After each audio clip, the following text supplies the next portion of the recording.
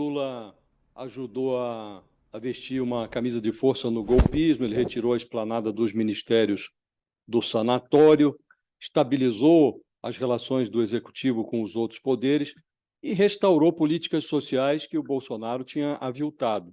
Não foi pouca coisa, mas o próprio presidente está incomodado com a sensação de déjà vu, o relacionamento ou relançamento, né, de antigos programas, que foi a prioridade do governo nesses primeiros dias. Isso apenas devolveu ao Lula uma marca social que ele já tinha conquistado no passado. Há 7 dias, num encontro com 20 ministros, o presidente disse tudo. Ele falou: a gente vai ter que anunciar o que vamos fazer para frente, porque os 100 dias vão fazer parte do passado. Então, ele vai dispor agora de 1.460 dias para realizar um governo que transmita uma simbologia contemporânea. A nova marca, ela pode ser boa, pode ser ruinosa. Tudo vai depender, a meu juízo, do desempenho da economia. Nessa área, o governo teve um mau começo, Fabiola. Ele operou com a barriga. Não há sinal do Desenrola, que é aquele programa que retiraria o brasileiro do SPC, o salário mínimo de R$ 1.320, que foi prometido para janeiro, ficou para 1º de maio, a isenção do imposto de renda, que valeria para quem ganha até R$ 5.000, vai beneficiar quem ganha até R$ 2.640. A nova regra fiscal, depois de sucessivos adiamentos, deve ser enviada ao Congresso só nesta semana, até sexta-feira, e não há sinal no horizonte da reforma tributária, que foi vendida como uma prioridade durante a campanha. Para complicar tudo isso, Fabiola, há uma lei não escrita que dá aos novos governos o direito a 100 dias de tolerância, mas a conjuntura sonegou ao Lula essa fase de lua de mel. O Lula teve que se deitar com o Centrão antes da posse, para remendar o orçamento federal, para aprovar aquela PEC da transição, e a lua de mel começou com uma inundação na suíte nupcial, que foi o 8 de janeiro. Resta a Lula, Fabiola, um consolo, né? Porque na oposição, a única novidade disponível é que o Bolsonaro deve ser indiciado pela Polícia Federal no caso das joias, dos diamantes sauditas, né? E a segunda novidade é que o TSE se equipa para declarar o Bolsonaro inelegível. Então, o consolo do Lula é que na oposição não se produziu nada melhor do que o governo foi capaz de entregar nesses 90 dias. Não, para mim, Fabiola, a marca está clara. A marca do governo Lula, essa é a antítese perfeita do governo Bolsonaro. E eu acho que ninguém discorda que na seara social, sobretudo, isso está sendo colocado, o governo fez um ótimo trabalho nesses 100 primeiros dias. Você tem Bolsa Família, você tem Minha Casa Minha Vida, você tem mais médicos, você tem uma série, enfim, para resumir a minha análise nessa seara, uma série de medidas que retomam políticas afirmativas e toda uma agenda social que caracteriza a gestão do governo Lula. Então, me parece que é um ponto relativamente resolvido nessa questão. Existe um consenso de que nessa área o governo vai muito bem. As críticas que incidem sobre a seara econômica são um pouco mais complicadas, a meu ver, porque elas exigem uma série de coisas que acabam circunscrevendo o governo a coisas que transcendem a sua própria vontade e articulação política, assim como a própria atuação do governo junto ao Congresso Nacional.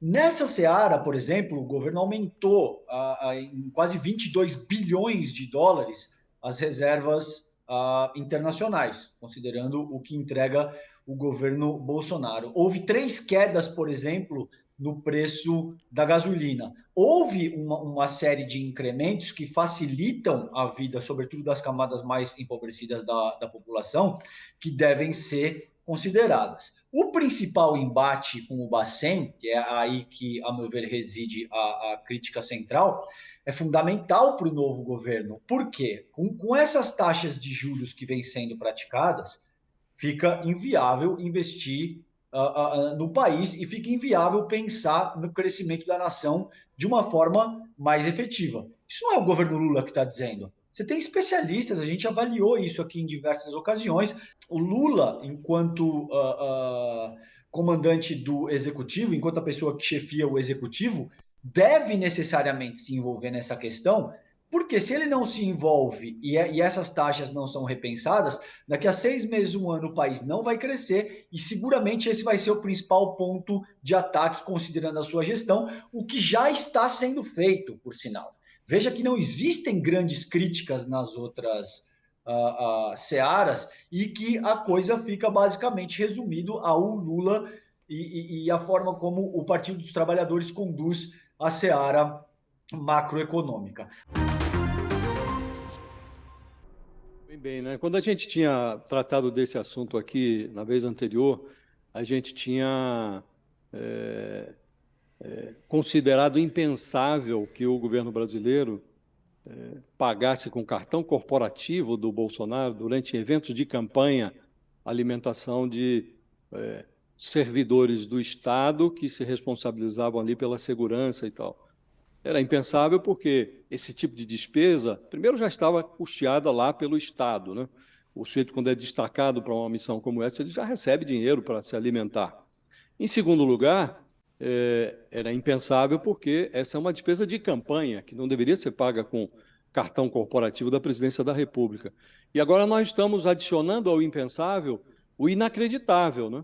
Porque estamos constatando que as despesas de alimentação que eram impensáveis, elas são superfaturadas, porque é evidente que os responsáveis pela segurança lá do Bolsonaro não comeram tanto assim. Então, você tem aqui um indício muito sério de superfaturamento. Alguém embolsou esse dinheiro. Então, o alimento aí foi de outra natureza, Fabiola. E o que espanta, nesse caso, não é a irregularidade, porque essa já estava decantada há muito tempo. Já na fase de campanha, estava claro que o cartão corporativo da presidência estava sendo utilizado de forma inadequada. Promoveu-se uma farra com com o dinheiro do contribuinte, né?